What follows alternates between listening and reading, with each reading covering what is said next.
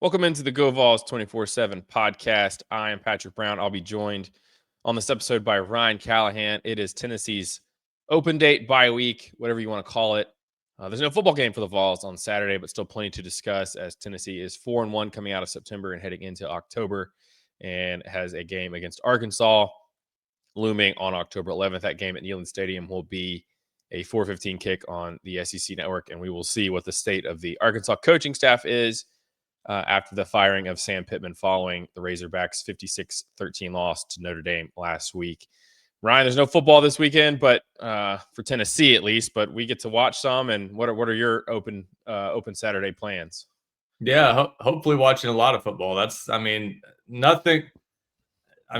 This is a first world problem, but the biggest frustration with our job sometimes is the inability to watch all the great games that everyone else gets to enjoy on Saturdays. I mean, nothing explains that better than last weekend. We're in Starkville riding in the press box and trying to watch during this podcast as the end of the Oregon, Penn State, and Alabama, Georgia games are going on simultaneously, and I got to watch none of those games. So that's what I'm looking forward to this week. At least a couple good games, and hopefully some others will surprise us. But yeah, looking forward to seeing a lot of football this weekend and not having to travel anywhere. Since we'll be doing a lot of that over the next 3 weeks or so.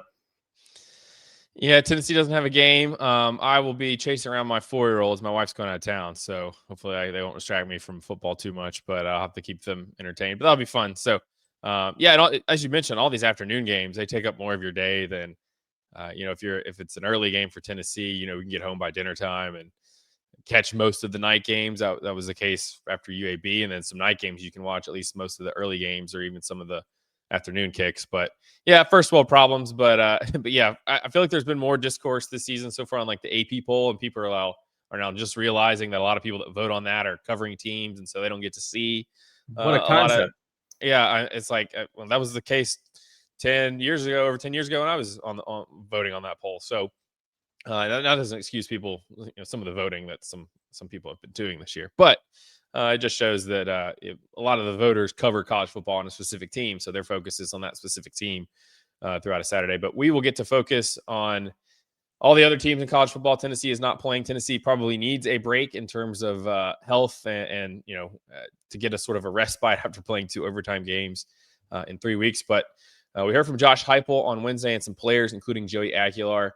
And the message from Tennessee from Heupel on down is that this is a work week, and it goes for the players, the coaching staff, as Ryan, I'm sure we'll have detailed on GoVols247 here either later Thursday or on Friday. We'll be out recruiting. It's that time of year, or at least that's what the coaching staff does during open dates. It gives them time to travel and go check out some players and some games for evaluation purposes and things like that. So they'll be hitting the road. I would say at least a few of those guys will be hitting the road today, for that matter. So yeah, taking advantage of a chance to spend a couple days on the road, not just Friday.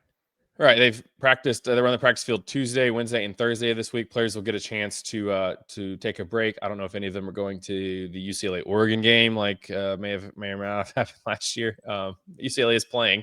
I don't know who their coach, their offensive coordinator is either, but they're playing Penn State this week. So the Nico hate thread on GoVols247, which is already at 33 pages, I'm sure will be on fire for that CBS game on Saturday afternoon. But Ryan, Tennessee, I think Josh Heupel said it pretty plainly on Wednesday that if there's any motivation or any need for urgency for Tennessee this week, they just need to look back to last season. They came out of September 4-0. They were mowing everybody down. They went into an Arkansas game. They came out of a bye week, had an extra week to prepare for it, and they were flat. They played probably their worst game of the season and lost that game. So that should be plenty of motivation for Tennessee, and they certainly got some things they need to do this week to improve as a football team, as Josh Heupel continues to harp on.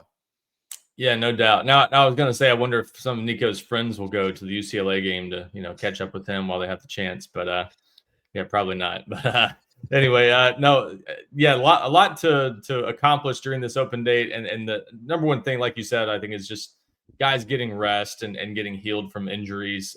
You got to kind of get your legs back while you have the chance, and we know it's always the case in football, but 5 games in, couple SEC games in, there's some bumps and bruises beyond what we know on the availability report from last week. So there are definitely some guys who need this open date and need the 2 weeks off without a game.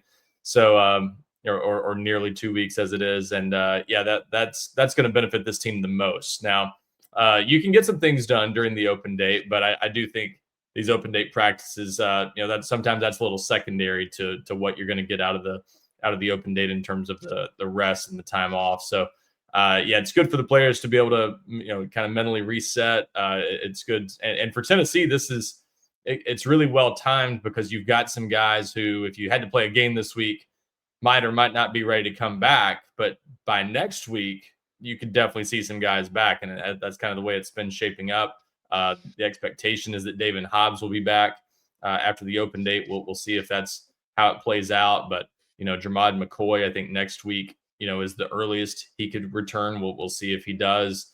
So it's definitely an interestingly timed open date where it does kind of coincide with some guys being able to potentially return from some injuries. And then obviously some bumps and bruises that you were dealing with last week, some guys who sat out the Mississippi State game.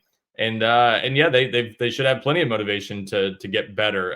This is a team that just pulled out a really hard-earned win on the road over a pretty solid Mississippi State team, and now tougher games await in the weeks to come.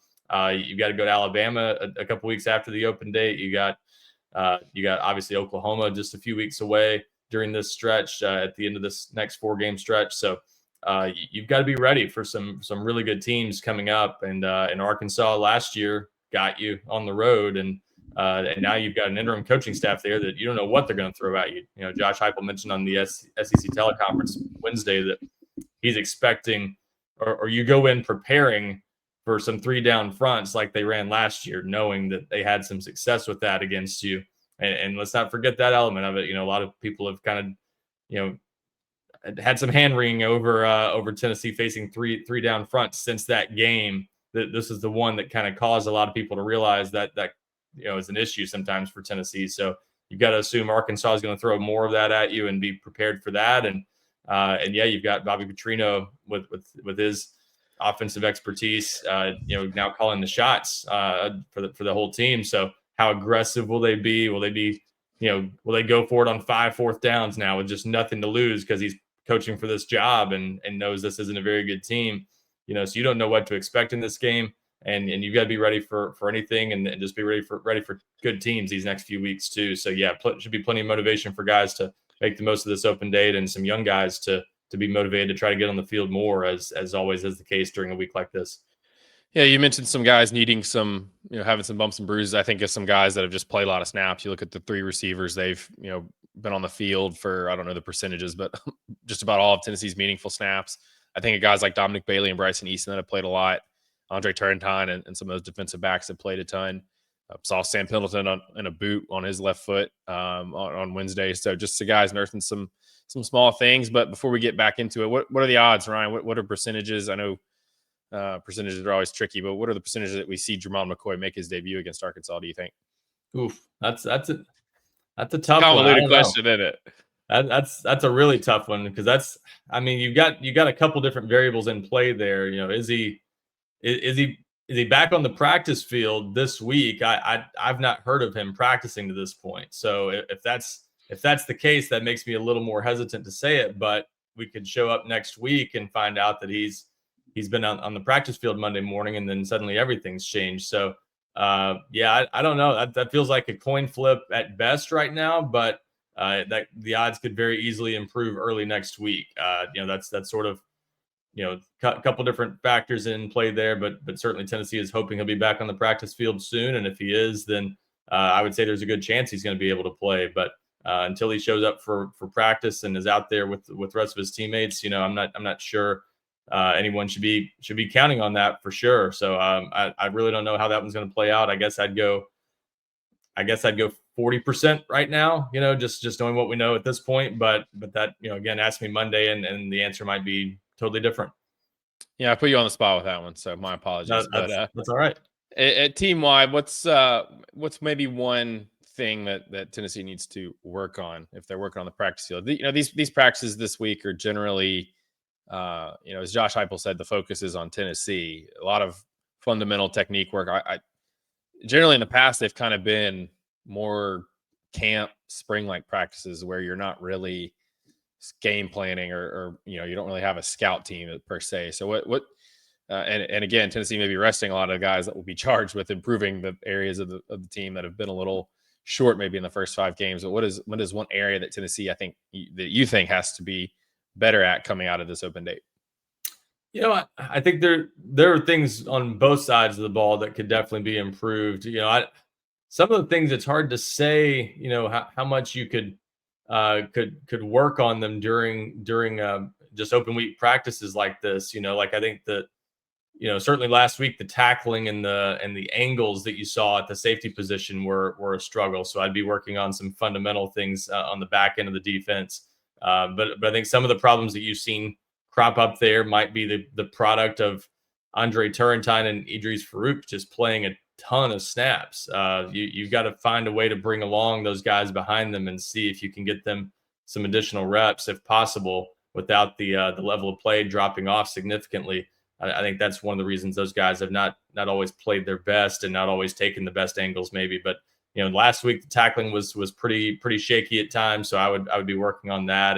And I would say along those lines, setting the edge or outside contain on runs, I don't think they've done very well in that area. I think that's one of the reasons they've given up some yards in the run game. The defensive tackles have been out, for a lot of this first 5-game stretch, but they've not done a good job of keeping guys from bouncing things outside. And so, whether it's the defensive ends or the linebackers, you need, even the star position in some situations, you need to make sure you're forcing guys to cut back inside and run toward the massive bodies in the middle of the field, as opposed to being able to find a lane outside the tackle and hit that for a decent gain. So defensively, those are a couple things that come to mind. Offensively, I think Joey Aguilar still has some fundamental things that he could touch up a little bit, maybe just some footwork and things like that. I think you see some of his throws sail a little high. And have not been as accurate as they could be. That seems like something that could remain a bit of a work in progress. I don't know that you're going to fix all that in one week, or you probably worked on it during preseason camp and you still came out of it a little shaky at times. So he might be who he is at this point to some degree, but I think you can always work on that a little bit and see if there are some things that can be cleaned up with some fundamental work. And beyond that, just making sure that a guy like David Sanders is continuing to get as much work as he can, because he may be back in the starting lineup the way we expect him to be going into the season. We'll see about that, but maybe in there at right tackle against Arkansas. So I think you've got to bring him along as much as you can mentally and make sure he's ready to go after he got a few snaps against Mississippi State in a tough situation, obviously late in the game. Yeah, I would sort of lean towards sort of some technical things on the run defense, including tackling. I think some of that stuff that, going back and watching the Mississippi State game, run defense is collective. It's a group effort when it's good. And Tennessee's been pretty good at stopping the run. And in that game in particular, it was a group effort. And some of the negatives too. You have 198 rushing yards again. Some of that was, as you said, not setting the edge or getting blocked inside. Some of it was guys just missing tackles. I know I did one play on our X's and O's feature where I think it was Bryson Easton does a great job shooting the backfield, takes up 2 blockers. The tight end that's coming around to block Edwin Spillman doesn't get to him. And so he's there in the gap to make the play and just misses the tackle. Then Arion Carter does a good job getting off of a block at the second level, but can't make the tackle, and it's a 20-yard run.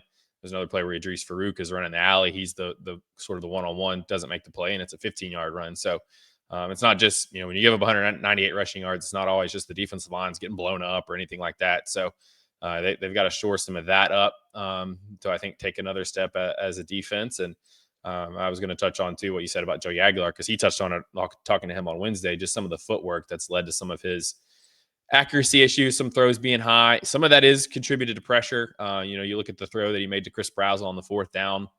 He's got pressure right in his face. He's sort of shuffling to his right and sort of throws sort of a fadeaway jumper of a throw. And Brazel had to go up high, had to twist his body to make that catch.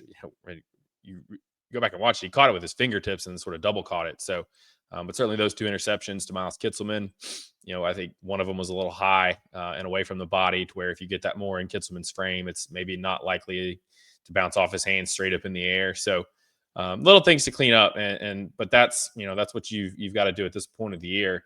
The other thing, and this will be sort of our next segue, is Tennessee is, I think, you're not going to just develop depth overnight. But I do think there are a few guys on this roster that have played a little bit that, can they earn more playing time over the next couple of weeks to alleviate some of the heavy workload that some guys are getting? Because you touched on it with Andre Turrentine and Idris Farouk, Colton Hood and Ty Redmond are playing a whole lot. Obviously, getting Javon McCoy back would give you sort of a third option to play at cornerback. But, on the defensive line, Bryson Easton, Dominic Bailey are playing a ton of snaps. Can you get some guys to come along to where you're able to play them more? You look at the Mississippi State game, Caleb Beasley, I think, played only 8 snaps on defense. Sidney Walton got, I think, 7. I think. We saw Jordan Burns come out of nowhere. He looked like he was pretty buried, and I think he was the 4th or 5th linebacker. I think he played. Did he play more than Bolton? So did he play more than? Yeah. He did. William Inge was pretty animated, I think, in being upset with some guys during the Mississippi State game. I think there were some missed opportunities there. Some, whether it was being in the wrong place at the wrong time or whatever, but they weren't getting where they needed to be, and so I think that's why you saw Jordan Burns getting in there in a game where we weren't expecting to see him, like you said. So I'll be interested in seeing what that rotation looks like. Jaden Harmon, I think, has had some mental busts and things like that, which is not unusual for a freshman linebacker. That's a pretty cerebral position. So that's one of the positions where I'd say those young guys coming on could make a difference. A guy like Jaden Harmon continuing to show they can rely on him could allow them to count on him and maybe get Jordan Burns back outside that rotation. But yeah, maybe Burns made the most of that opportunity. Not sure about that. But yeah, that's one of those positions where there's an open opportunity for somebody to claim more of a role there if they can show they can be counted on. Yeah, that he comes to mind. Can you do what got you on the field and maybe take up more snaps? I mean, I'm sure if you're Tennessee, with the way Aaron Carter's playing right now, you don't want to take him off the field, but you also don't want to wear him down over the course of a game to where, if you're in the fourth quarter of a close game, you need him, as fresh as can be to make the plays that he needs to make. Certainly he looked pretty fresh on some of the plays he made at the end of the Mississippi State game, but the defensive line, certainly that rotation is going to get a boost if David Hobbs is back. I think you could see, Isaiah Campbell has come on there. I think he's passed some guys. I think he played the 4th most snaps behind Eason, Bailey, and Jackson Moy, right, if I'm not mistaken. So, and Ronnie Garner had said going into the Mississippi State game that he had been pretty pleased with how Campbell was coming on, but it seems like he's moved ahead of Ethan Utley and Jamal Wallace. Nathan Robinson's still going to be a fixture in there. I think they like what they're getting from him. The Leo position still, they're still rotating there pretty good with Caleb Herring and Jordan Ross behind Joshua Josephs. Defensive end, they've got that group back now that the defensive tackle position is a little bit healthier. They're able to play Dominic Bailey at defensive end, so that rotation looks pretty strong. But there's some guys, on defense that can continue to come along and maybe take some of the workload off some of those starters.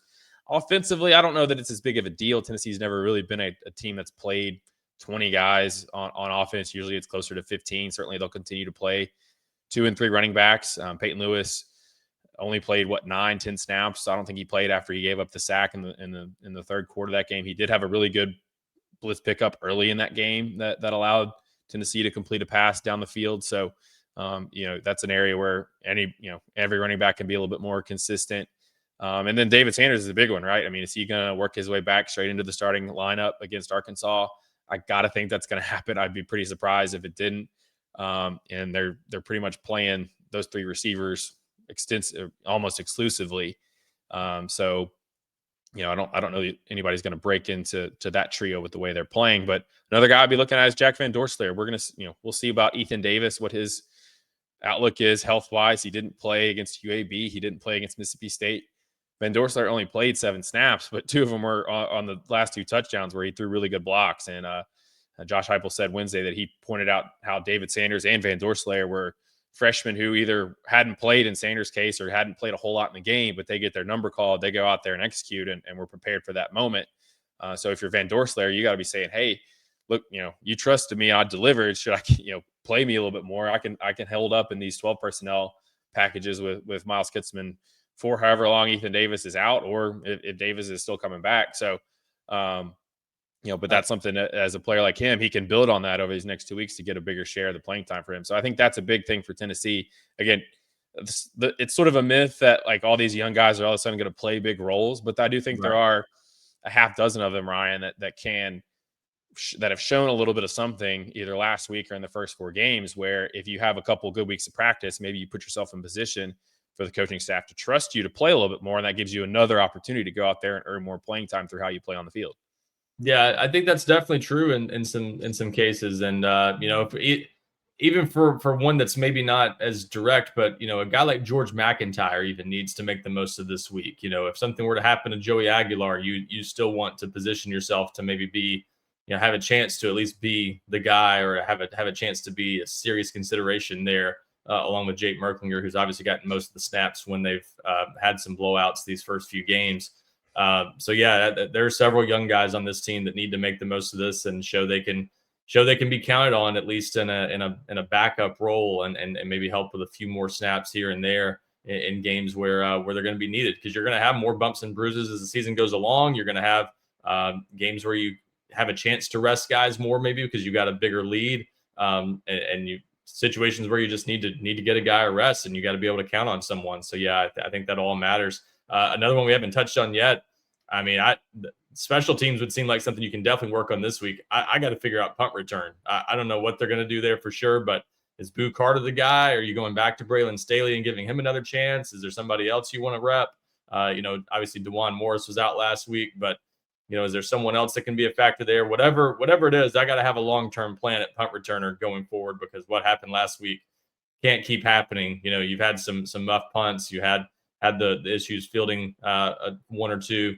You got to make sure you can have somebody you can count on back there first and foremost. And if Boo Carter is the guy, I don't want him just fielding punts. I want to make sure he's got the green light to do what he does best, and not just having to use him for, sure hands back there. I want him to make sure he's, taking advantage of his opportunities, but also not being too aggressive and being irresponsible with the game plan and not doing what the team needs him to do at any given point. So yeah, I think you got to figure out that position, because that was obviously one that cost Tennessee some critical yards and obviously a turnover last week at Mississippi State. Ryan, and we've talked about the first 5 games of the season, and now Tennessee's in an open date, bye week, whatever you want to call it. I've come off my hard, fast stance that it's only an open date. Sometimes it's just easier to write bye week. I don't know, whatever.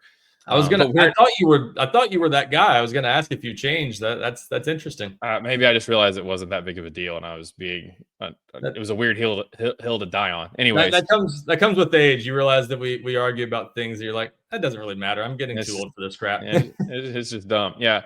What's not dumb is you people out there that listen to this podcast. We appreciate you, whether you're listening on the podcast platform of your own choice, or you're watching on YouTube where we post these now.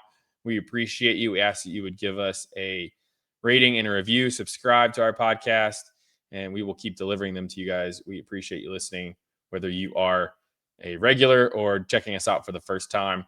We're not going to pivot, Ryan, to something I sprung upon you again right before we started recording. We are going to rank Tennessee's 10 best players so far this season.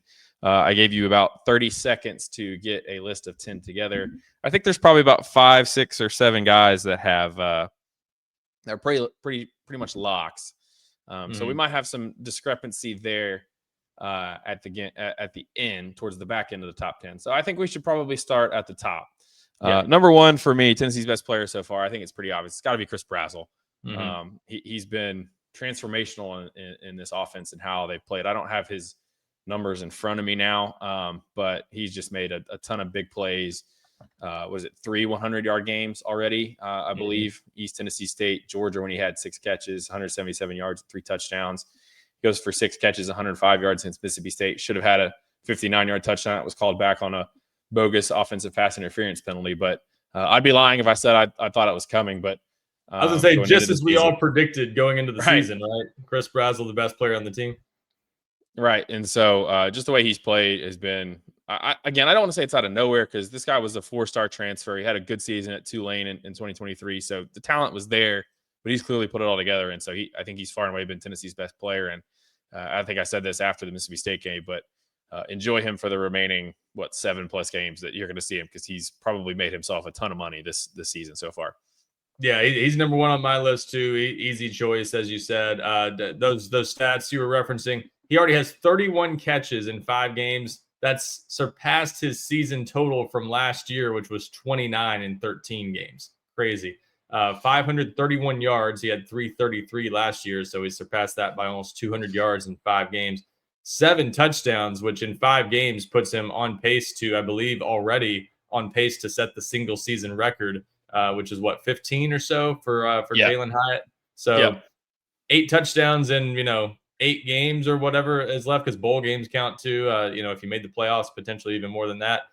So yeah, he's got a long runway to make a run at that record, and if he keeps up this pace, he's going to get there. So pretty remarkable what he's been able to do so far. And yeah, it was kind of immediate. We saw it in the Syracuse game a little bit. It felt like he was, all the receivers played pretty well. Braylon Staley's deep ball made it look to a lot of people like he might be the big breakout star at wide receiver, but I think that glossed over a little bit the fact that Brazel looked like Aguilar's go-to target even in that game.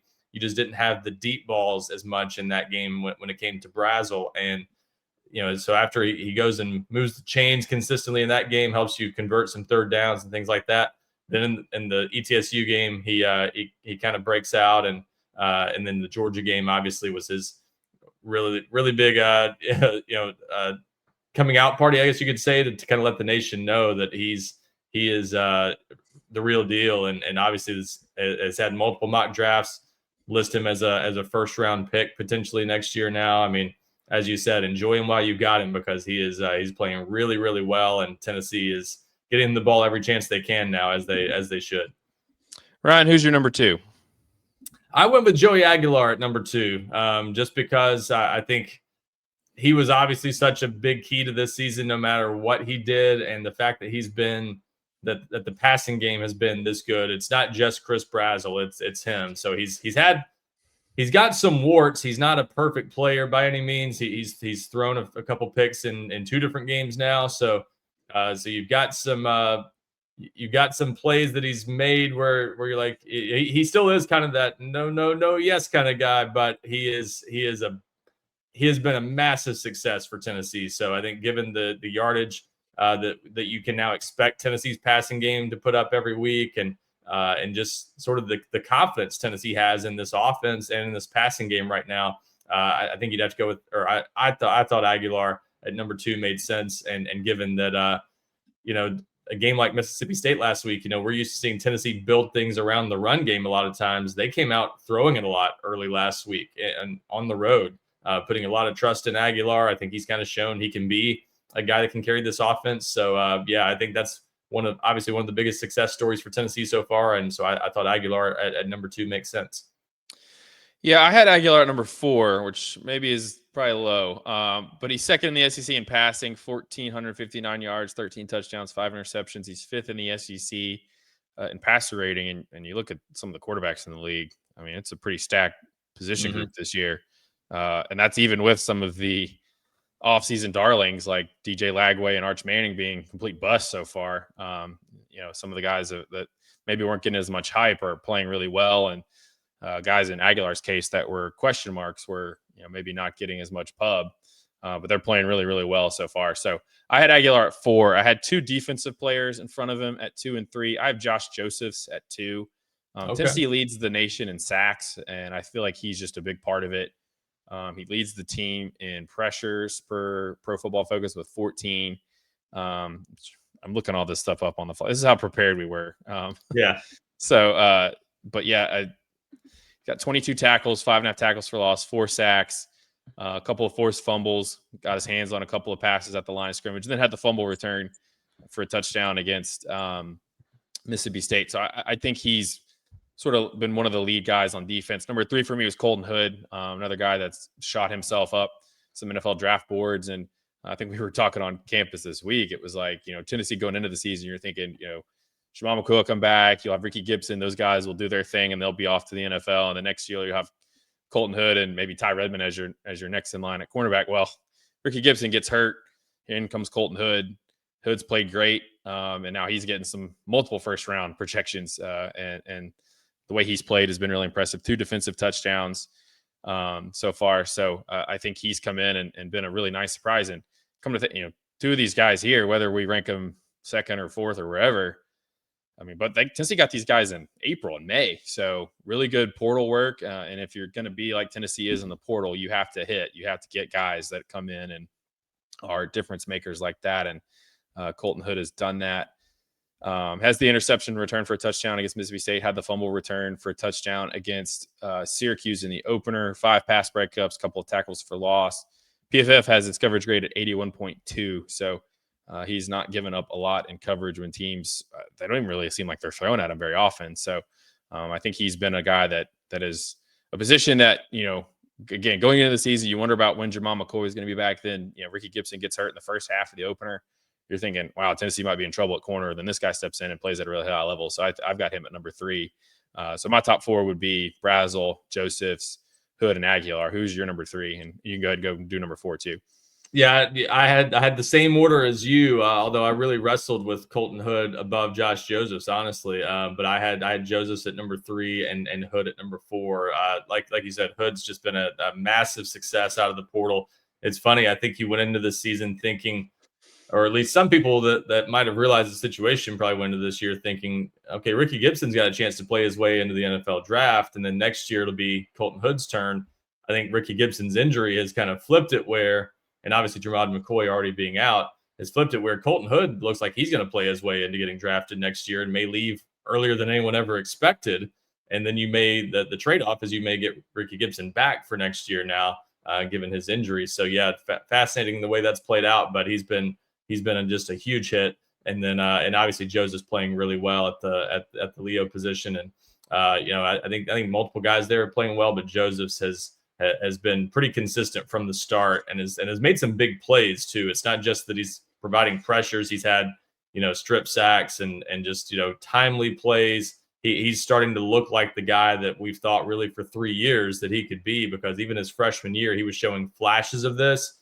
He just, at first he needed to put on some weight, then he needed to become more consistent. And so it's been a little bit of a process getting him to this point. And last year he was playing really well and grading out well, just wasn't getting the sacks.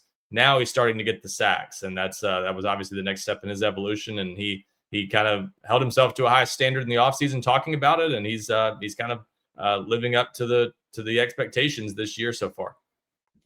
5 for me was Arion Carter. I don't feel like I need to sell this too hard. He leads the SEC in tackles by 15 tackles, something like that. 49 tackles. He had 17 against Mississippi State, 13 against Georgia. Has a couple tackles for loss, a forced fumble, and then obviously the pass breakup against Mississippi State. So he was number 5 for me. What about you? He was number 6 on my list. I have Lance Hurd at number 5. I had Hurd 6. So I think that's the 6 that are pretty straightforward in some order.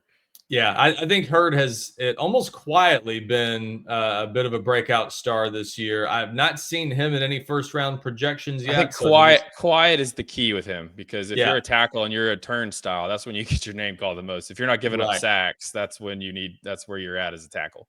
Yeah. Now the key here is he's not graded out as well on Pro Football Focus a couple games as I thought he would. So he's still, I think, had some issues here and there, but he's been much more consistent and looks like a totally different player, obviously, compared to last year. So he's been really good. I think he's been a key to their, why Joey Aguilar has not taken many sacks to this point. It's largely because you can count on your tackles to be pretty consistent in pass pro. And obviously Lance Hurd is kind of topped that list. So I've got Hurd at number 5, and then Arion Carter was number 6 on my list. And, deserving of that. I think he's taken a nice step forward this year. We said it in the offseason.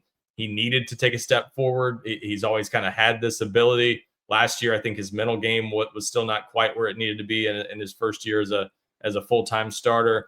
And he's clearly taken that next step and, leading the SEC in tackles, and huge game at Mississippi State. So yeah, he was number 6 on my list, and certainly don't think that's off at all to have him at number 5. Yeah, Hurd is yet to give up a sack this season. Of course, they've only given up 2 to Joey Aguilar all season. So knock on wood, he's only allowed 3 pressures too. So, and yeah, the tackle play, I think, has certainly helped the pass protection. Here's where we might deviate here, because I had heard at 6 for me behind Arion. 7, and this might be recency bias, but I went Tyree West. I think he's played really well. Again, might be recency bias because he just had 2 sacks against Mississippi State, and one of them was a vicious blindside hit that led to the Josh Joseph's scoop and score. Easy for me to say. And maybe I'm just having affinity for Tyree because he dropped the F-bomb in his post-game press conference. But he's a guy that's a senior. It's hard to believe. It seems like it was yesterday. He was just getting here. Tennessee was beat out Florida State to get him. He was committed to Georgia for a long time. Yeah. He's always been a guy that has flashed that potential, right, Ryan? But then there'd be games where he would just disappear, and he didn't really have any production or any impact on the game. I think he's impacting games now. He had the 2 sacks against Mississippi State, had the other one against trying to look it up here. It was ETSU, but he had a couple good plays against Georgia, I thought, as well. So he's up there in terms of the pressure. So I think he's making more of an impact on the game. And certainly I don't think they beat Tennessee without his contribution. So I went with him at 7. Might be a little high, but I think their defensive line, I think as a whole, has played pretty well, and I think he's been part of that group. Who was your number 7? I think that's a good choice. He's got 3 sacks already, and that's a pretty big number for a bigger body defensive end like he is, and a guy that's really got a body that may project inside in the NFL. I think that kind of remains to be seen. Tennessee's one of the defenses, and there aren't a ton these days doing it this way that still use the bigger body types at defensive end sometimes, and that in this day and age might project as more of a defensive tackle in the NFL. But yeah, to have 3 sacks, playing his best football going into the open date, I don't think that's a bad pick at all. And he's at the back end of my list. I had him at number 9. So we're on the same page there. Number 7 for me, I had Caleb Herring because he's been, I think, the maybe to a lot of people's surprise breakout. I think Joseph and Herring, obviously aside from Colton Hood, are basically the best thing Tennessee's got going on defense right now. I think those two, if I were them, maybe something to work on during the open date would be trying to get those guys on the field together at the same time, because I just think they're missing out on some opportunities to be even more disruptive and to get their best players on the field more often. But yeah, I think Herring is starting to show the talent that he's always had. It was just potential in the past, and now given more of an opportunity this year. He was obviously having to wait his turn behind James Pierce, but he's continued to grow, and I think this year starting to put it together. 3 sacks already, or is it 3.5? 3.5 sacks, 5.5 tackles for loss. I mean, he's right there, tied with Josephs in tackles for loss and a half sack behind him. So those 2 guys, I think, have really made a nice 1-2 punch at the Leo position. And I'm honestly a bit surprised at how well Herring has played. I thought he would take a nice step forward, but certainly would not have envisioned him having 3.5 sacks in the first 5 games. Yeah, we talked to Caleb Herring this week, and he's a different player. Just he talked openly in the spring and then going into camp about just how he had to sort of rediscover his love of football and his confidence as well. And he's certainly, I think, tapped into his family, tapped into his faith too. And I think that's showing up on the football field. I actually did not have him in my top 10 though. So that might be an oversight. I might be crazy. For number 8 though, I did go back to the defensive line. I kind of maybe hinted at it, but I went with Dominic Bailey. I don't know if he's one of Tennessee's best players, but talk about value and just grit and toughness. He's a guy that's played, I think, really well. He's had to do a couple different things for Tennessee, playing defensive tackle. That's something that maybe some guys wouldn't have been able to handle as well on the fly. But, I mean, he's played 66 snaps against Syracuse, 65 against Georgia, 55 against Mississippi State. And I think he's been pretty productive too. He's up there in terms of the pressures. Pro Football Focus has him with 9 with 3 sacks, 4 hits, and 2 hurries. So he's a lot of times those pressure numbers get racked up because of hurries. He's got 7 sacks and hits. So he's getting to the quarterback. He's doing his job and impacting the game. So I had him at number 8. Who'd you have at number 8? This is where it maybe gets a little more controversial, and this also shows how quickly I threw this list together. So I'm not as confident in this pick as I was at the time I put it in there. But I went with Braylon Staley at number 8. And this is controversial coming off the game he had at Mississippi State, but he still had a big play in a big moment on that 3rd down conversion in that late 4th quarter drive. I just think this offense the best thing they've had going for them aside from Joey Aguilar is the wide receiver group, and obviously Brazel's been the headliner there. Mike Matthews at times has had some nice performances too. I think his have been a little more hit and miss, but Staley to me has been that other guy that's been kind of the key to unlocking this passing game compared to what we saw the last couple years. Really not being quite as explosive at wide receiver. I think he's been a good blocker. He's just a good all around player that had a couple rough moments there returning punts. And has not been perfect by any means, but I just think he's a talented young guy that's coming into his own and starting to make kind of big plays all around. Just seems like a really talented guy that I think as he continues to figure it out could be really good next year and maybe even the rest of this year, but already making enough plays where I think he's one of this team's best offensive players. It's good that you went him at 8 because at number 9 I had a receiver and I had Mike Matthews. And okay. I was sort of the same way because it's like, okay, he just dropped a touchdown pass. Can I include him? But I think Matthews is he's done a pretty good job. It could have gone either way, right? Those numbers are pretty similar. Staley has 25 catches for 322 and 2 touchdowns. Matthews has 22 for 370 and 2 touchdowns, almost 17 yards per catch. So I think he's and he's coming off a 100-yard game too. So maybe I'm just going off recency bias and maybe not necessarily the entire first 5 games. I did consider Staley, but I gave the nod to Matthews at 9 for me. I think all 3 of those guys have been certainly, as we touched on, I think as in previous podcasts, going into the season, they were, I don't want to say a mystery, but concern, mystery, one of those things. And they have played, particularly those 3. Those 3 have been outstanding for Tennessee this season. There's been some talk about, they're not running the ball great against SEC teams. Well, they've also been throwing it for over 300 yards, 371 against Georgia. I think Aguilar was 335 and, add a couple plays that, a bad call and a drop, he's over 400. So the passing game is carrying this offense right now. And those receivers are a big reason why. Credit to those guys for pushing to get some of the changes that Tennessee's made to the offense and then going out there and learning them and executing them to make everybody look good. So I had Matthews at 9.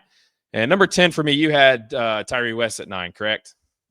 I had West at 9, and I had Don Bailey. I didn't get to mention I had Don Bailey at 10. Okay. I couldn't put those.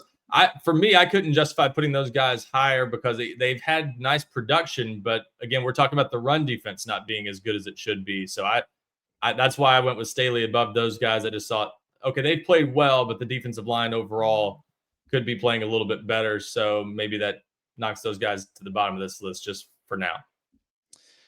Yeah, so I I could have gone Staley for this last spot. It could have gone Herring. I considered Deshaun Bishop, who I think has quietly had a pretty solid year so far. Star Thomas as well.